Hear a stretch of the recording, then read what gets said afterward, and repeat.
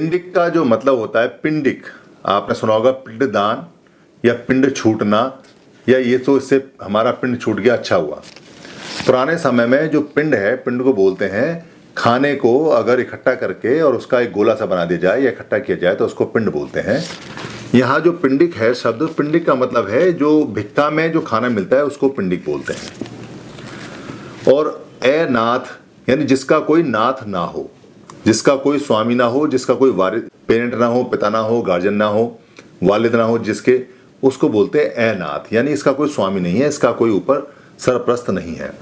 तो ए नाथ पिंडिक ये एक शब्द बहुत इंपॉर्टेंट शब्द है जो गाथा नंबर 18 में आता है। एनाथ पिंडिक एक नाम नहीं है बेसिकली, मगर ये नाम से भी ज़्यादा इंपॉर्टेंट है। अनाथ पिंडिक का मतलब है कि जिसका कोई ना हो उसको भोजन देने वाला व्यक्ति। ये नाम पड़ा सुदत्त का।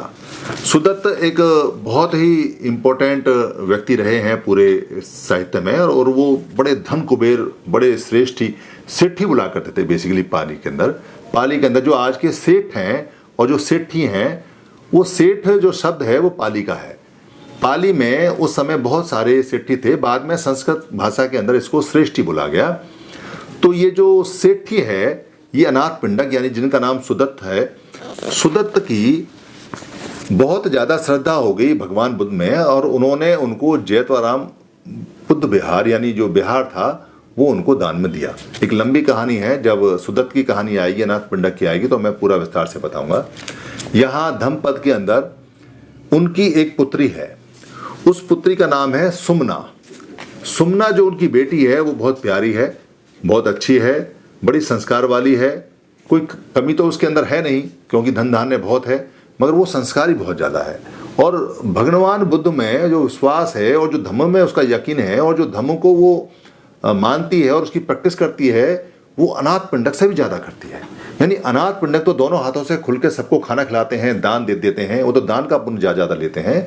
मगर ये इतनी धम्माचारी है कि सुमना ने सभी बातें जो धम्म में कही गई वो सारी मानी और सबकी प्रैक्टिस की। सब कुछ ठीक ठाक चल रहा था, मगर अचानक सुमना बीमार पड़ जाती है।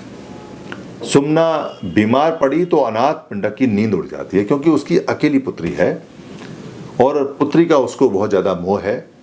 पुत्री बीमार होने लगी, क्योंकि वो बहुत ज़्यादा धर्म का पालन करती थी। उसे पता चला कि अब उसके पास मरणांतक वेदनाएं आनी शुरू हो गई हैं, यानी वो वेदनाएं खुल चुकी हैं जिससे कि आदमी को मरने का एहसास हो जाता है, और यह पता चल जाता है कि ये वेदनाएं अब रुकेंगी नहीं।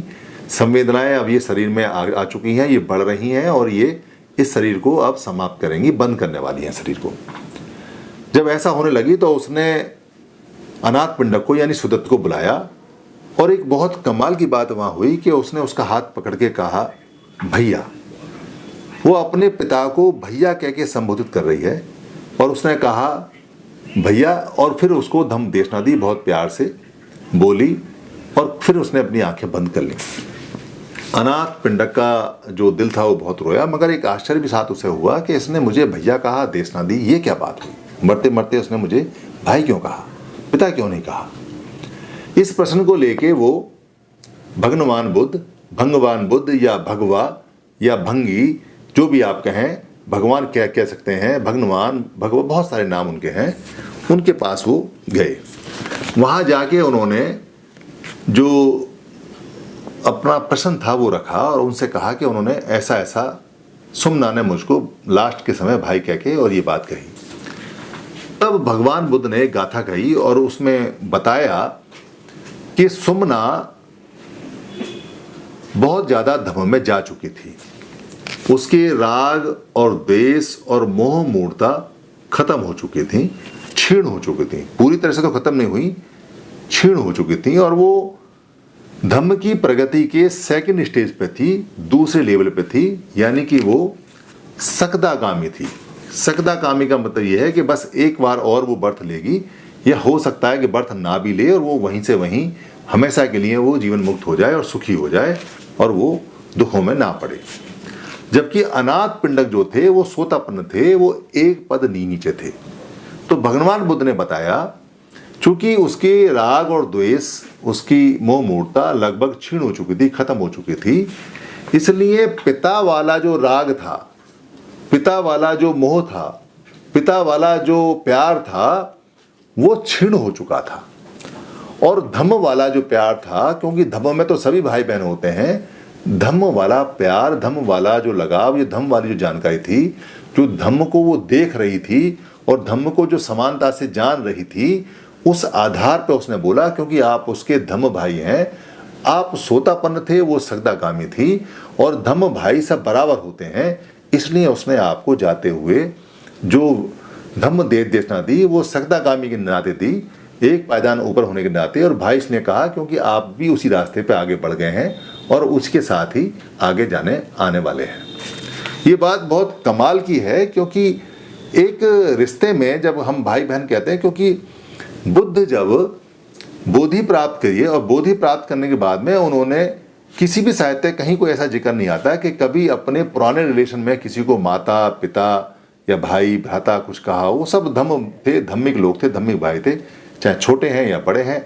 एज डिसाइड होती थी कि आप साधना में मेहनत कितनी करते हैं, बाकी रिश्ता सबका एक ही था। गाथा इस प्रकार है।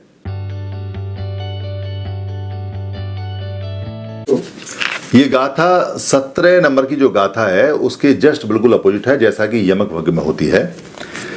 इद नंदती पेच नंदती कत पुण्यो उभयत नंदती पुण्यं में कतंग ती नंदती भियो नंदती सुगतिं गतो। इद नंदती पेच नंदती, नंद माने आनंदित होता है, यानी इधर भी आनंदित होता है और उधर भी आनंद होता है। कौन आनंदित होता है? जो अपने राग देश को छोड़ देता है। कत पुण्यो उभयत नंदती, कत पुण्यो का मतलब है करता है पुण्य काम, यानी जो बहुत अच्छे काम करता है। उभयत नंदती, दोनों तरफ आनंद में रहता है। एक तरह से आप कह सकते हैं नाचता है। नंदती का मतलब बाद में नाचना, नंद का मतलब नाचना हो गया, मगर नंद का मतलब आनंद से है, आनंद में रहता है। आनंद में रहता है कौन रहता है? जो पुण्य काम करता है दोनों तरफ, यानी मन से भी और शरीर से भी। पुण्यंग में कतंगती नंती, यानी मेरे द्वारा जो किए हुए पुण्य काम है। पुण्यंग में कतंग, कतंग माने होता है किए हुए, पुण्यंग माने पुण्य, में माने मेरे, यानी मेरे द्वारा जो पुण्य काम किए गए हैं, नंती वो आनंद में रहते हैं, उनसे मैं आनंद में रहता हूँ। भियो नंदती सुगति गतो, भियो माने बार बार, लगातार, हर बार।